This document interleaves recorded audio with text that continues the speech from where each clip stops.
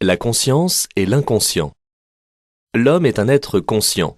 Cela signifie qu'il est capable de se prendre lui-même pour objet de pensée et qu'il se tient ainsi face au monde de manière pensante.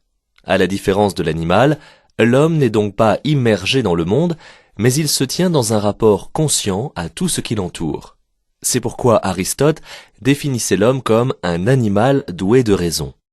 Le terme de conscience, issu du latin conscientia, qui signifie littéralement « avec savoir », n'est apparu qu'à l'époque moderne. On parlait auparavant d'âme, en grec psyché. La conscience désigne donc une réalité d'abord radicalement distincte du corps. Elle est cette substance pensante dont parle Descartes et qui l'oppose au corps comme l'esprit à la matière. Mais la conscience n'est pas qu'une chose pensante, elle possède aussi une structure dynamique. Cette structure, le philosophe allemand Husserl la nomme l'intentionnalité de la conscience, et il l'exprime par ce principe: toute conscience est conscience de quelque chose.